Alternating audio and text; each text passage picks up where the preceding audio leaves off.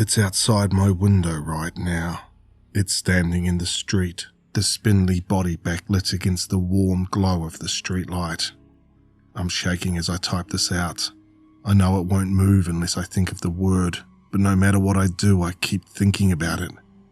I don't know if I will live through this post. I've tried everything to avoid my thoughts, but I'm just tired now. I hope that maybe if I organise my thoughts in this post, I can keep the intrusive thoughts at bay and figure out where this all went wrong.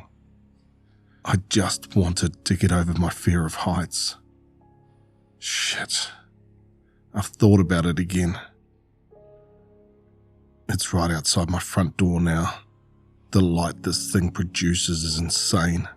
My bedroom lights are out right now, and yet I am washed in the glow it produces. The light's hard to describe.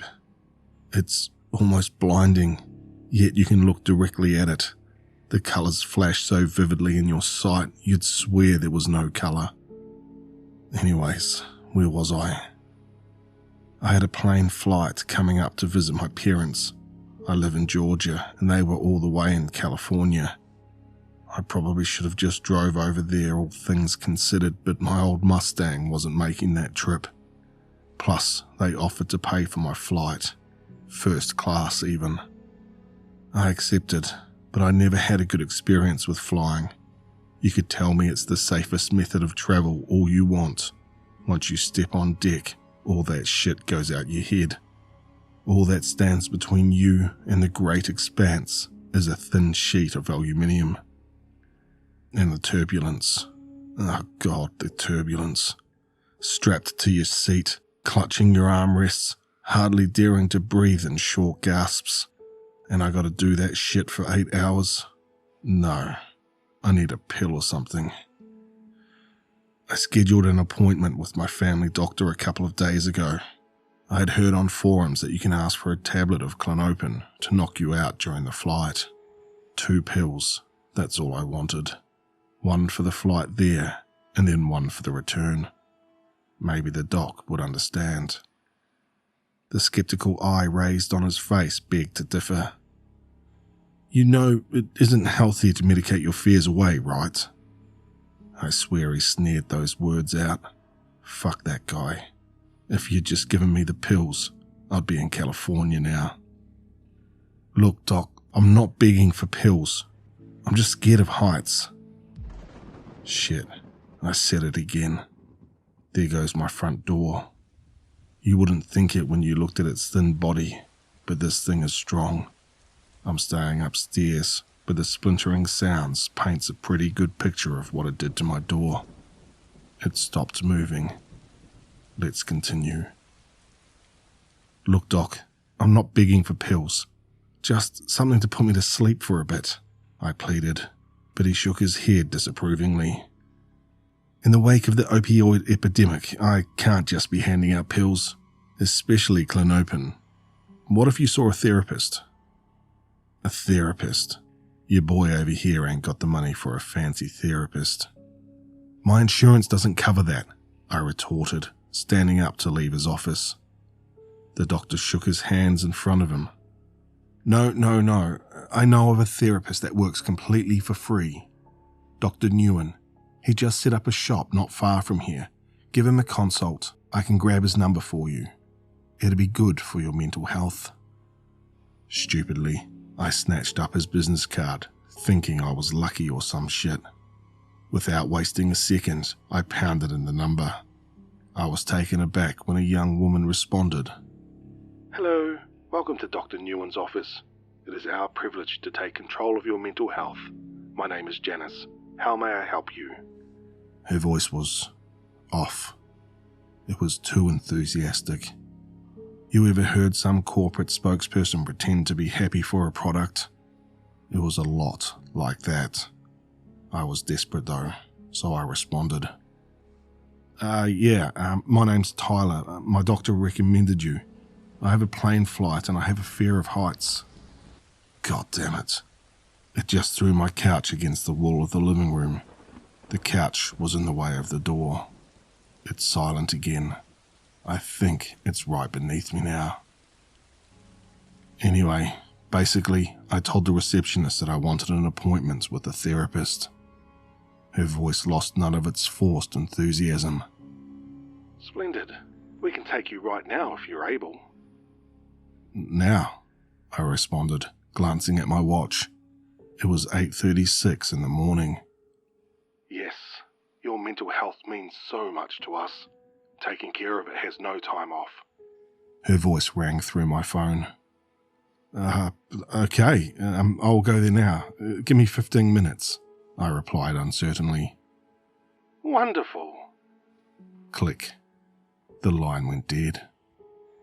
I really should have just left it there, but the thought of being trapped in an aluminum coffin for 10 hours ignited a desperation in me. So I got into my shitty Mustang and drove to the location. It was close by, but it was well outside the nice, safe city limits. Then the building. Oh God, the building. You ever had a craving for good barbecue and looked online for spots you've never tried before? You plug in the location on your phone and set off, only to pull up to a barren cinder block building you'd swear was condemned. This is what I parked my car in front of, only instead of barbecue way better than it has a right to be, I got mental trauma. The grey cinder block single-storey building, hut was more fitting, stood deserted. A makeshift sign hung haphazardly off the roof over the crooked door. Dr. Newen's. I stepped out of my car and crept to the door, praying that it was locked. The door crept open at my lightest touch. I took a deep breath and stepped in. The plan was to take a quick look, see that it was empty, then get the fuck out. The frigid breath of air conditioning and ambient music wasn't part of the plan. I gawked at the scene before me. Rather than an empty, dusty room where I'd lose a kidney, it was furnished with exquisite furniture. Oak chairs lined the waiting room. A hanging chandelier dangled, casting a warm glow. Shit, it even had one of those fancy essential oil mist things. The door slammed shut behind me with an ominous click. The receptionist sat across from me. Rather than being busy on a computer or a phone, she'd been sitting in her chair staring at the door with a smile plastered on her face. "Hello," she cried before I could say anything. She jumped out of her seat and rushed to me, way too close. She was the same lady, Janice, from the phone. Just like her voice, something was off about her face. The smile stretched far across her face. At a distance, it seemed fine, but the closer she got, the larger it stretched, almost touching her jawline. Her eyes burned into mine. The smile didn't reach her eyes, but that was not what threw me off. They were empty, almost sunken in. The light that once graced them had long been extinguished. She grasped my hand with a strength that crippled my hand, shaking vigorously. "Dr. Newen will see you now. Your mental health is our top priority," she stated eagerly, with a hunger in her voice. Don't I need to fill out papers or something first?" "Nonsense," she yelped, making me jump. She cleared her throat. "Follow me." She spun on the heel and sped off down the hallway to the office door at the end. I followed tentatively, casting a furtive look back at the door. Janice didn't bother to knock, instead throwing the door open. She strutted inside and ushered me in. I stepped inside, only for her to slam the door behind me. She stayed in the room with me. "It's been nice knowing you left all right, kidney. You were a real one." I cast her a confused look, but she only waved her hands at me, gesturing me to sit down. A singular wooden chair sat in front of an oak desk. I took my seat, studying the man sitting behind the desk. Dr. Newen slumped behind the desk, his face buried in his hands. His grey hair sat in a dishevelled heap on his aging head. He lifted his face from his hands, revealing sallow skin and sunken eyes. I'd heard of a 1,000-yard stare before, but now it was boring right at me from behind the desk. I thought I was the one who needed therapy. Before I could say anything, he shot a look at Janice, who stood in a corner behind me. The look intrigued me, like he was almost pleading with her about something. What she shot back at him, I couldn't see, but it struck a pained look on his face for an instant. He cleared his face and directed his gaze at me. "Hello, young man. I'm Dr. Newen," he swallowed. "What seems to be troubling you today? Besides this shady-ass place?" Well, my name's Tyler. I'm not sure where to begin or where all this started." Janice piped up from the corner. "We should really get to the meat of the matter. What fears are giving you so much frustrating pain?" She couldn't conceal the lust in her voice. The doctor slid his gaze from her, then slowly back to me. He rolled his hand in the air at me to respond. Well, I guess it would be a fear of heights." Here we go again. I think it crossed its way through the living room. The bottom stair is creaky. I didn't hear it croak yet, so I think it's still downstairs. Let's continue. I continued on with my spiel to the doctor. "I have a plane ride to visit my parents, and I just really don't like flights." "Hey, Doc, you okay?" His eyes watered with tears. He wiped them away with his hand and shot that same pleading look to Janice. Please, he's just a kid. He has a family," he begged in a thick voice. Fear clutched my spine in its frozen grip. A glow flared in intensity behind me. My heart nearly stopped as I turned my head to look at Janice, or rather, what was left of her. Her eyes truly were empty now, only a couple of blank holes on her skin. Her face crumpled like tissue paper. The skin on her body melted off and plopped to the floor in a leathery pile on the carpet. Despair strangled my throat as my eyes stared in disbelief. A coil of glowing strands stood where Janice once had, wrapped on itself like intestines. A moist squelching grated at my ears as it unfurled. The lights pulsated in a variety of colours. It rose higher and higher until its head grazed the ceiling, looking down at me. My mind refused to believe. How do I describe this? Think of a stick figure. A simple stick figure you drew as a kid.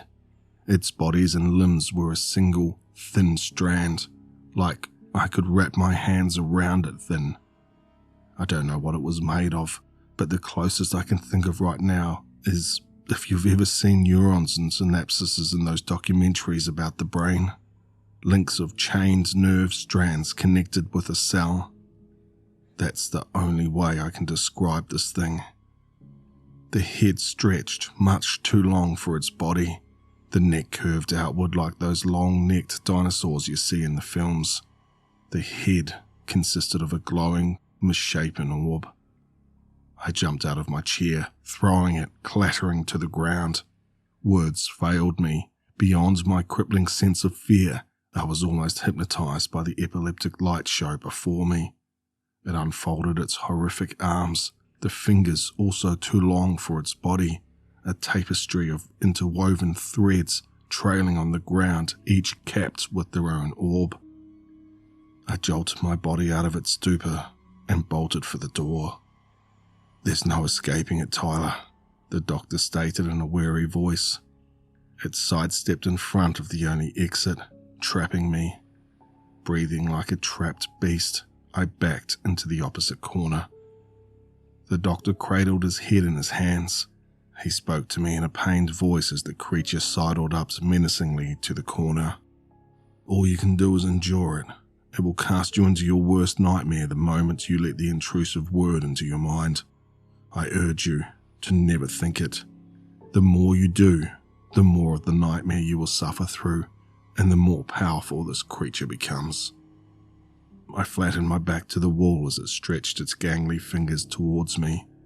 I froze, transfixed at the glowing orbs tentatively grazing my arms. The orbs burned my skin like when you touch a lit light bulb. I gasped out in pain, attempting to break free.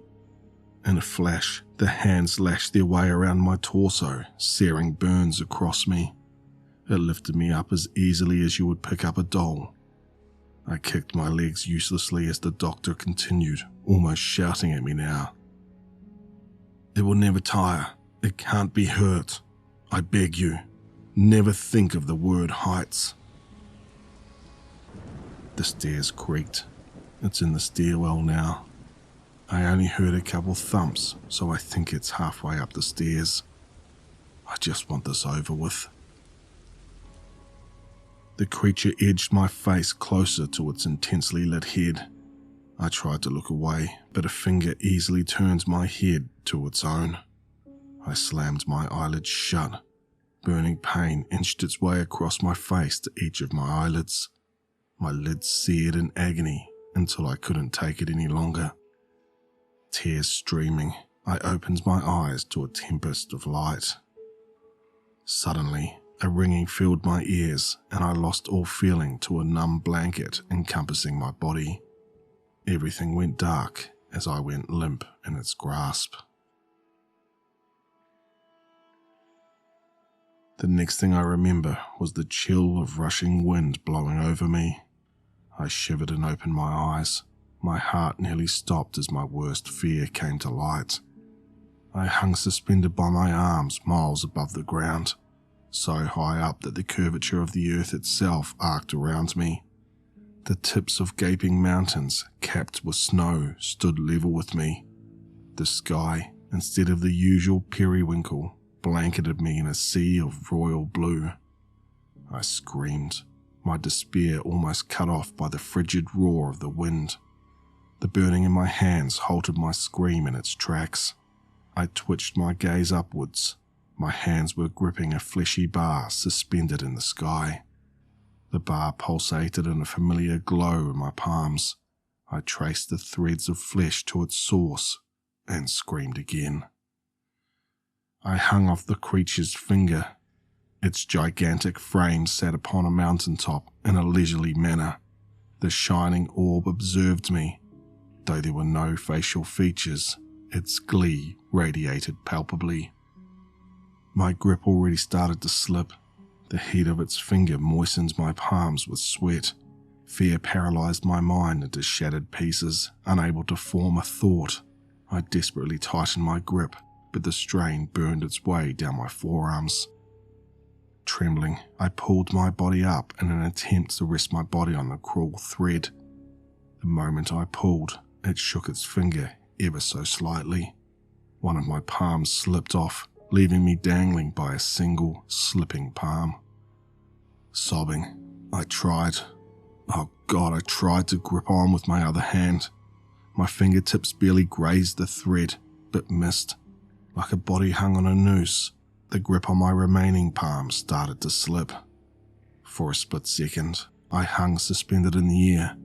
It was as if my mind's refusal to comprehend my situation had stopped time. My heart beat. I fell. The roar of the wind filled my ears, drowning out my screams. My body whipped in the air as if in a riptide, flipping me around so that I could see the rapidly approaching ground. No water or grass features awaited me. Only a baked desert plain filled my sight. I clutched my eyes shut, tensing my body for impact. I awoke, gasping in my bed. I sat up, my chest heaving in and out, sweat pouring off my brow. I glanced down at my trembling fingertips, trying to remember what had happened. I have no idea how I got back to my room.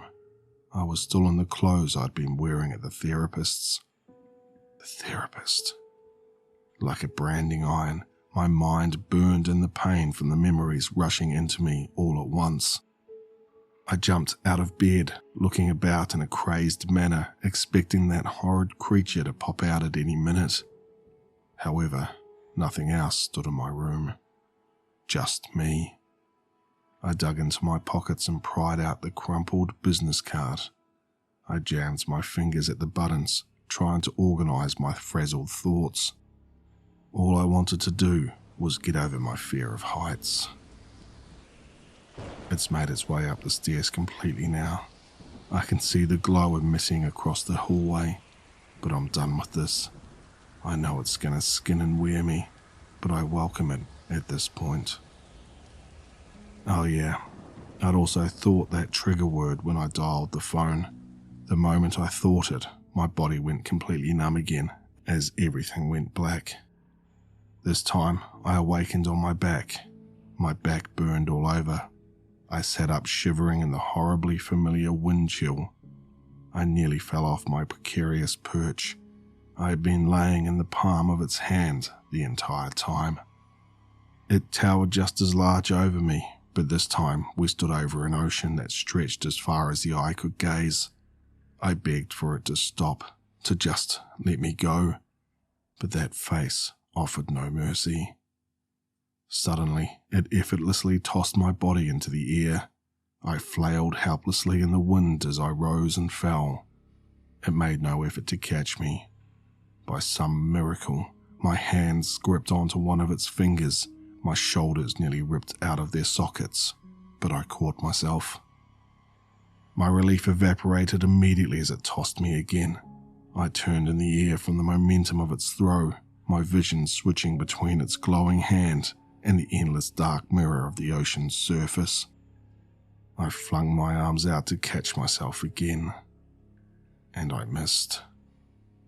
The wind screamed in my ears yet again as I plummeted to the surface of the ocean. This descent hit worse than the last. I had no way of knowing how high up I was. The ocean swallowed my vision. I closed my eyes again. I woke up drenched in sweat on my bedroom floor. Weakly, I sat up, shaking all over. This time, the memories of what had happened lay fresh in my mind. Tears streamed down my face as I dialed the doctor's number on my phone. Don't think about it. Don't think about it. Don't think about it. This chant became my new mantra. The doctor answered on the first ring. I'm sorry, Tyler. His tired voice crackled. My words tumbled out in incoherent sobs.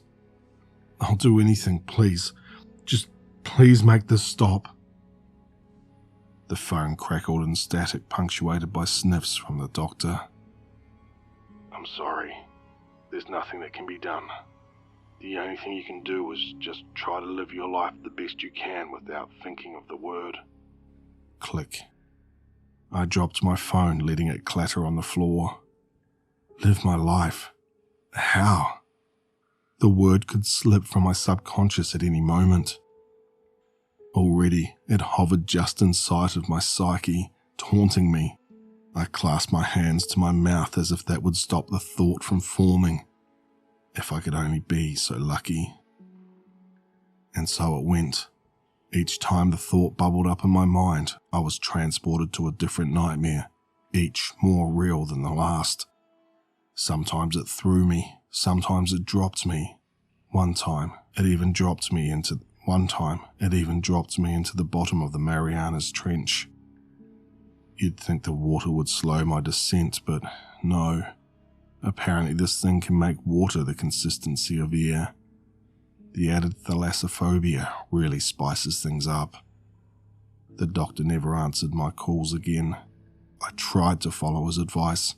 I tried living my life, but each experience smoldered in my mind, more vivid than real life. How could you not think of the word? Of course, my dreams were no different. They were the same dreams I'd had before this nightmare started. I think you all have had one of these before, where you're falling from dizzying heights. Fuck. It's right outside my room now. The long tendrils of its hands gripped around my door frame. There's not much time left. Anyways, you're falling, and you swear you're gonna hit the ground only to wake up. And that's when I got my idea of how to escape this curse. Each time this thing put me in the nightmare, I always closed my eyes right before I hit the ground. What if I let myself hit the ground? What if I faced my fears? At this point, I'd try anything. Sure, I'd seen it all. I shouted the word in my mind. Sure enough, My mind blacked out. I hadn't seen everything. It had sensed my plan out and saved the worst for last. When I opened my eyes, confusion hit me at first. Darkness surrounded me. No dizzying heights. Relief almost washed over me when the blinding flash rushed into view. It was holding me by the scruff of my shirt between two of its fingers. It turned my suspended body in midair to face my new nightmare I didn't even know I possessed. Astrophobia. The fear of space. Before me lay the tiny blue sphere of Earth. Even though this was the highest it had ever brought me, the fear of heights didn't crush me, but rather something else. Seeing how small the planet was compared to the vast void of space nearly suffocated me with how insignificant everything was. All of my memories, experiences, everyone I knew. We were all just specks of dust in the wind. As if sensing the hope flee my body, it dropped me, sending me hurtling back to the earth. The tiny sphere rapidly exploded larger into view as I fell. Heat scorched every inch of my body as I entered the atmosphere. Of course, my body didn't burn. The creature wouldn't let me die. Of course, I still experienced every bit of pain. It wouldn't have had it any other way. My view transformed from the glowing red of re-entry into the familiar, dark blue of the sky. It had dropped me within the vicinity of a city, roads sprawling across my view. Was this my city? Did it really matter? The realization slammed me like a truck. It did matter. I mattered. I knew the answer. I'd faced my fears and spit right in the entropy's face. I pried my eyes open, taunting the approaching ground. This time, it would be different. I was fucking done with this thing. I smiled as the ground careened with my face. Suddenly, I was back in my room. Did it work? Like an archaeologist dusting off bones, I unearthed the cursed word from my mind, bracing for the new nightmare. Heights. Nothing happened. I still stood in my room. Hardly daring to believe it, I uttered the word again. Heights. Nothing. Over and over again, I chanted it. Heights, heights, heights.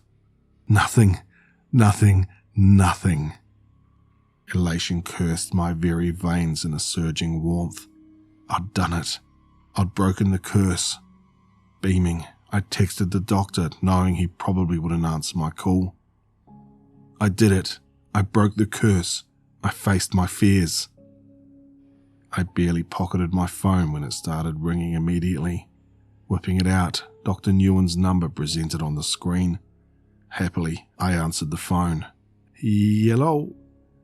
His voice cracked in anguish. You did what? The elation flowing out like a punctured balloon, I responded. I faced my fears. But don't worry. I can think of the word now. I'm cured, right? Right?